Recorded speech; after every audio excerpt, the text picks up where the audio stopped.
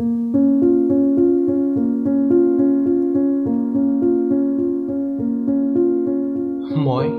জ্যোতিৰ্ময় আৰু আজি আপোনালোকক শুনাব বিচাৰিছোঁ সবিতা বৰদলৈৰ দ্বাৰা লিখিত চুটিগল্প আইতামাৰ পাহি।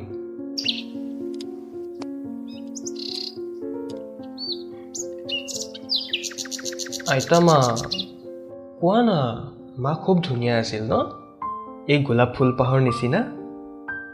এপাহ গোলাপ তাই সাৱধানে আলফুলে গালত ঘঁহি আইতাকক সুধিলে। পদুমীয়ে আচলেৰে চকু পানী মচে তাই নেদেখাকৈ। অকণমানিজনীক উত্তৰ দিবলৈ যাওঁতে বুকুখনে খুন্দা মাৰি ধৰে। মাতটো যেন কিহবাই চেপি ধৰে। বৰ কষ্টৰে হ'লেও আইতাকে উত্তৰ দিয়ে, এই গোলাপজোপাৰ নিচিনাই ধুনীয়া আছিল। তই সদায় একেটা কথাকে সুধি নাথাকিবিচোন পাহি, আমনি লাগি যায় অ'।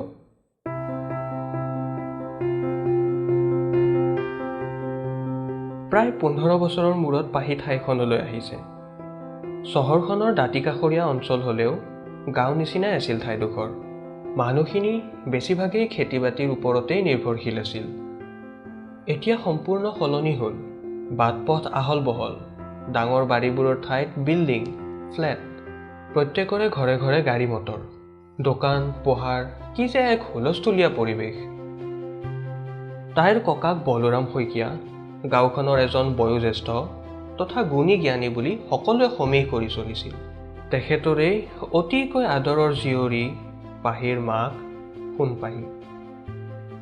গাঁওখনৰ ভিতৰতে আটাইতকৈ ধুনীয়া ৰূপহী, বগী, লাহী, একোচা দীঘল চুলিৰ গৰাকী সোণপাহি। নম্ৰ, কামে কাজে বৰ গুণী ছোৱালী। সোণপাহিক বেয়া পোৱা মানুহ গোটেই গাঁওখনতেই নোলাব। বাৰীৰ মিঠা আমজোপা, মধুৰিজোপা সোণপাহিয়ে ৰোৱা। সৰুতে দেউতাকৰ বোকোচাত উঠি পদূলিমূৰৰ নাৰিকল দুজোপা তাইয়ে ৰোৱা। তেনেকৈ ৰুলে খুব ফল ধৰে বুলি বিশ্বাস। এইবোৰ কথা সোণপাহিৰ মাক পদুমীয়ে নাতিনীয়েক পাহিক কয়। তাইও বৰ মন দি শুনে। মোৰ চুলিখিনি মাৰ নিচিনাকৈ দীঘল কৰিম দেই আইতামা। মামী জানা খালি কাটো কাটো কৈ থাকে। পাহিৰ জন্মৰ সময়ত সোণপাহিক ঘৰলৈ অনা হৈছিল।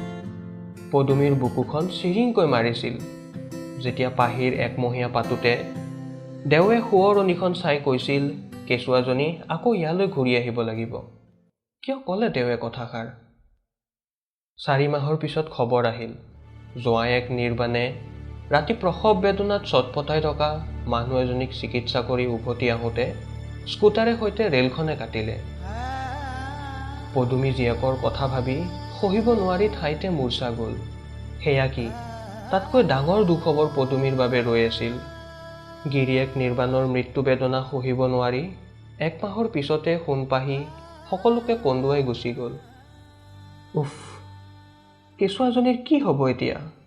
তাই লৈ আহিল নিজৰ লগত। পদুমীয়ে সপোনতো কল্পনা কৰা নাছিল দেওৰ কথাষাৰ যে এনেকৈ ফলিয়াব।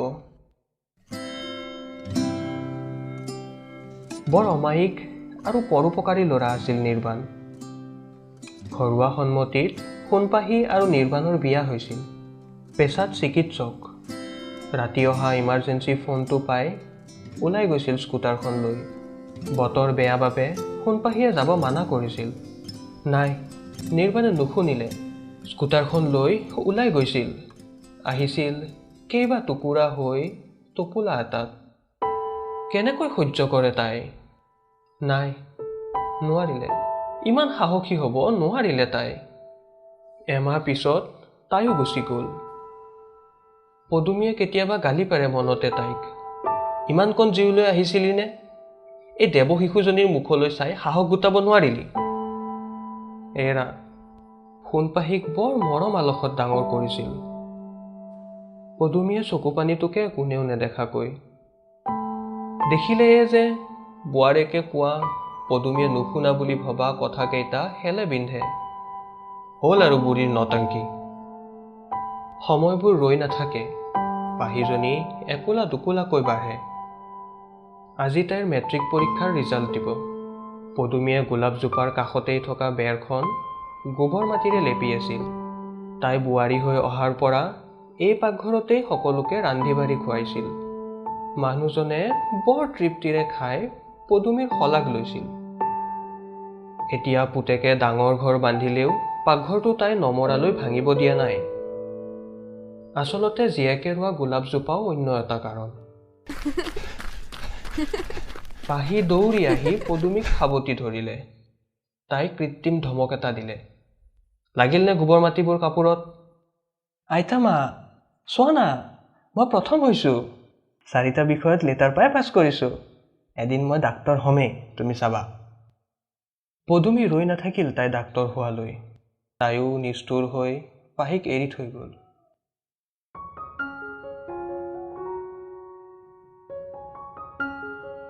পাহিক এতিয়া সকলোৱে ডাক্তৰ পাহি শইকীয়া বুলি চিনি পায়, এগৰাকী নামকৰা গাইনলজিষ্ট।